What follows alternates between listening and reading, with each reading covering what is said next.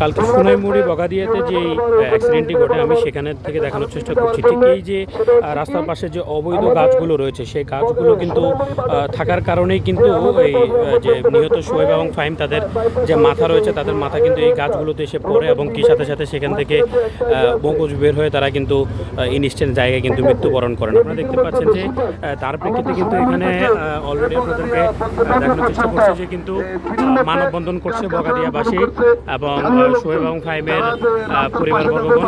তাদের একটাই দাবি, অবৈধভাবে যারা রাস্তার পাশে গাছের টুকরো রাখেন কিংবা হচ্ছে যারা রাস্তার পাশে অবৈধভাবে পাথর কিংবা ইট কিংবা হচ্ছে বালু রাখেন তাদের কারণে হচ্ছে দিনকে দিন এভাবে সড়কে কিন্তু তার প্রেক্ষিতে এখানে কিন্তু আপনারা দেখতে পাচ্ছেন যে মানববন্ধন চলছে। যদি কালকে না থাকতো তাহলে কি তাহলে একটাই দাবি, যতক্ষণ পর্যন্ত মৃত্যুবরণ করতো না, এই ধরনের ঘটনা ঘটতো না। মানে কঠোর এখন পদক্ষেপ তারা না বাইক নিলেও নিয়ে ততক্ষণ পর্যন্ত ওই তারা মহিলাকে তাদের এই যে বাঁচানোর দাবি জন্য বাইক নিয়ে এই যে খালে চলে মানববন্ধন যেত, সেটা পানিতে কিন্তু পড়ে যেত। চালিয়ে যাবে। সেই আপনাদেরকে গাছের যতটুকু কারণে যায় চোখ যায় তাদেরকে আপনাদেরকে দেখানোর চেষ্টা করছি। দেখতে ভালো পাচ্ছেন যে করেছে। অবৈধভাবে আরেকটা ঠিক হচ্ছে রাস্তার বালুর পাশে বিষয়। মহাসড়কের বালুটা পাশে কিন্তু এভাবে এই যে গাছের যে টুকরোগুলো সেগুলো কিন্তু ফেলে রাখা হয়েছে। আপনার যত দূর চোখ যাবে আপনি শুধু তত দূর দেখতে পাবেন গাছের টুকরো আর গাছের টুকরো।